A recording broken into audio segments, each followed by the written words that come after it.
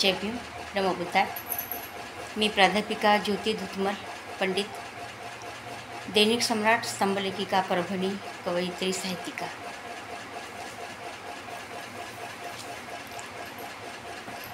गेल्या 2-3 महिन्यापासून वेगवेगळ्या विषयावरच्या काव्यरचना मी या यूट्यूब चॅनलच्या माध्यमातून आपल्या सर्वांच्यापर्यंत पोहोचवण्याचा प्रयत्न करत आहे।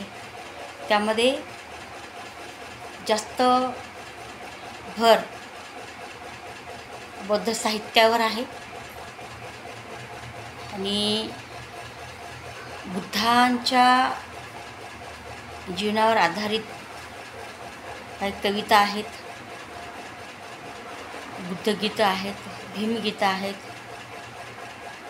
त्यापैकी बरेच मी या यूट्यूबच्या माध्यमातून आपल्यापर्यंत काव्यरूपामध्ये शेअर केलेले आहेत।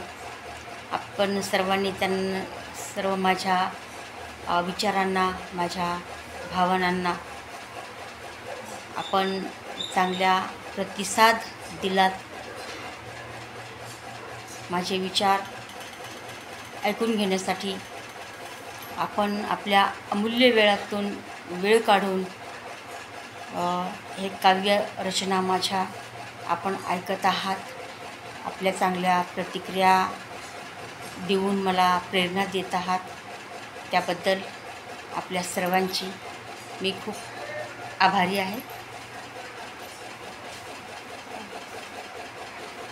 अशाच प्रकारे जवळजवळ मी बऱ्याच बौद्ध साहित्यामधून या अनुभूतीवर आधारित असलेल्या कविता बऱ्याच लिहिलेल्या आहेत। त्या कविता एक एक करून आपल्यासमोर सर्व कविता हळूहळू सर्व कविता मी मांडण्याचा प्रयत्न करीन। बुद्धगीतं मांडण्याचा प्रयत्न करीन, भीमगीतं मांडण्याचा प्रयत्न करीन। तर त्या कविता माझ्या काही कविता मराठीमधून आहेत, काही हिंदीमधून आहेत आणि काही कविता इंग्रजीमधून सुद्धा आहेत। तर हळूहळू एक कविता इथं मांडण्याचा प्रयत्न करते। आजची कविता माझी हिंदी कविता आहे। बुद्धांच्या धम्माचा जो अनुभव आहे, त्यांनी सांगितलेले पंचशील, 4 महासत्य,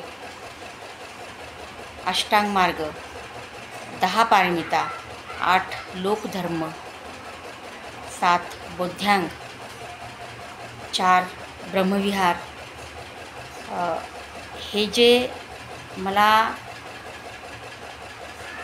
बुद्ध आणि त्यांचा धम्म ह्या ग्रंथामधून, मिलिंद प्रश्न ह्या ग्रंथांमधून जे काही माझ्या वाचनात आलं, नुसतंच त्याचं वाचन न करता त्याच्यावर मी अभ्यास केला, त्याच्यावर चिंतन केलं, मंथन केलं, कृती केली, अनुभूती घेतली आणि ह्या सगळ्या गोष्टीच्या आधारावरच हे जे बुद्धगीतं आणि बुद्धाच्या अनुभूतीपर लिहिलेल्या ज्या कविता आहेत त्या माझ्या हृदयातून या कागदावर प्रस्फुट झालेल्या आहेत। आणि म्हणून आजची जी कविता आहे ती हिंदीमधून आहे। ती कविता आपल्यासमोर मी मांडण्याचा प्रयत्न करते।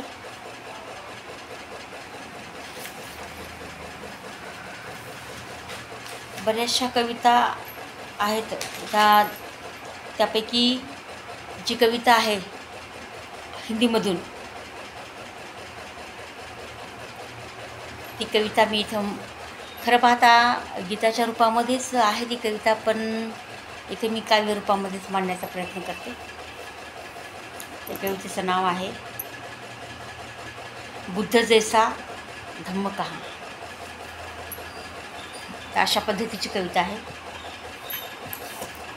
बुद्ध जैसा धम्म कहाँ, कहाँ ऐसा नजराना। बुद्ध जैसा धम्म कहाँ, कहाँ ऐसा नजराना, कहाँ ऐसा खजाना, याद रहेगा सदा धम्म का ये अफसाना, याद रहेगा सदा ये धम्म का अफसाना। बुद्ध जैसा धम्म कहाँ, कहाँ ऐसा खजाना, याद रहेगा सदा धम्म का ये अफसाना, धम्म का ये अफसाना, धम्म का ये अफसाना। इस धम्म ने संवारी, इस धम्म ने संवारी ये दुनिया हमारी। इसी धम्म ने संवारी ये दुनिया हमारी। बैठा दिया शिखर पे दी मंजिल ये प्यारी, बैठा दिया शिखर पर दी मंजिल ये प्यारी, दी मंजिल ये प्यारी। बुद्ध के चरणों में शीर को झुकाना, बुद्ध के चरणों में शीर को झुकाना। बुद्ध जैसा धम्म कहाँ, बुद्ध जैसा धम्म कहाँ, याद रहेगा ये धम्म का अफसाना, याद रहेगा ये धम्म का अफसाना।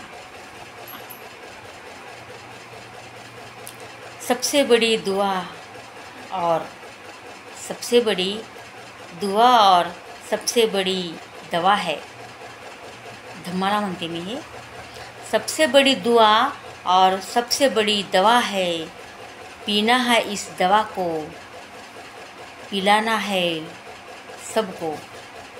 खुद भी पीना है और दूसरों को भी पिलाना है। म्हणून मी म्हणते सबसे बड़ी दुआ और सबसे बड़ी दवा है, पीना है इस दवा को, औरों को भी पिलाना है, औरों को भी पिलाना है, औरों को भी पिलाना है। कहाँ ऐसा डॉक्टर है, कहाँ ऐसा डॉक्टर है, कहाँ ऐसा दवाखाना, कहाँ ऐसा डॉक्टर है, कहाँ ऐसा दवाखाना। बुद्ध जैसा धम्म कहाँ, कहाँ ऐसा खजाना, बुद्ध जैसा धम्म कहाँ, कहाँ ऐसा खजाना, कहाँ ऐसा खजाना, कहाँ ऐसा खजाना। याद रहेगा सदा धम्म का ये अफसाना, धम्म का ये अफसाना।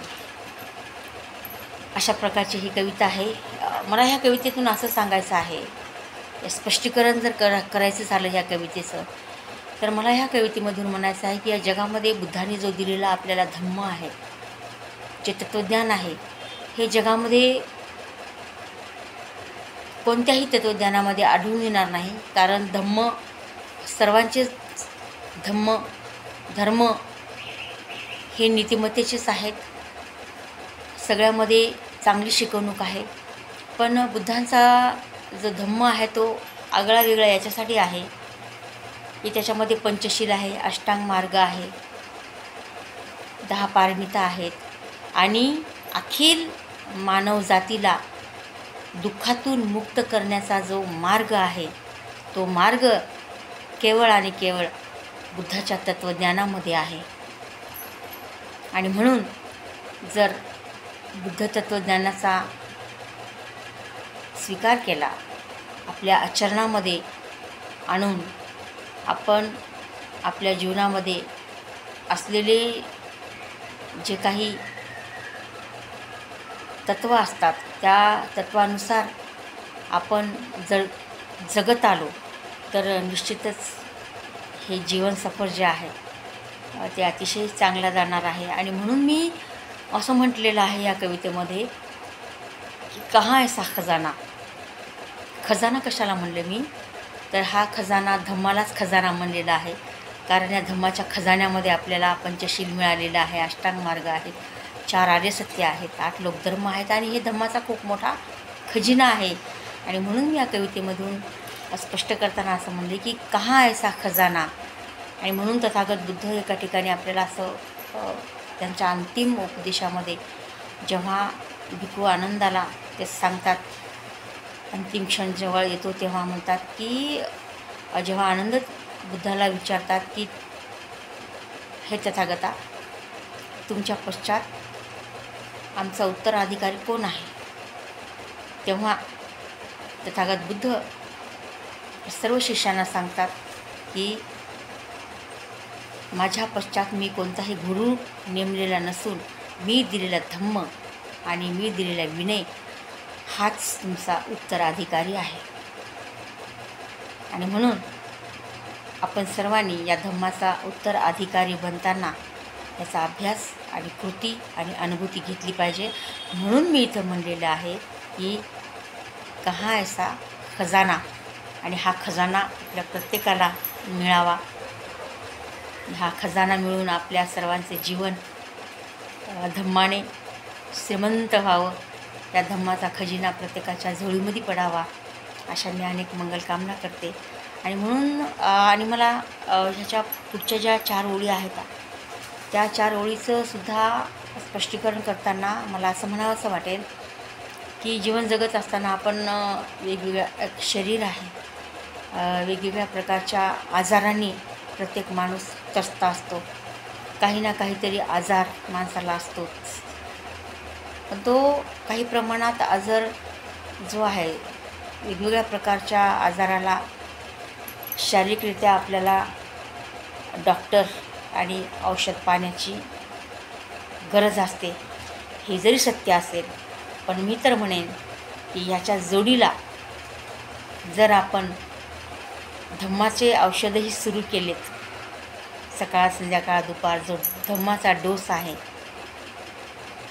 ती औषधी जर सुरू केली, आणि म्हणून मी बुद्धाला म्हटलेलं आहे की जगातला सगळ्यात मोठा डॉक्टर, शरीराचा चिकित्सक, मनाचा चिकित्सक, चित्ताचा चिकित्सक, जो डॉक्टरांचा डॉक्टर आहे तो बुद्ध आहे. आणि म्हणून मी इथं म्हणलं होतं की कहाँ ऐसा डॉक्टर, बुद्ध जैसा डॉक्टर कहाँ.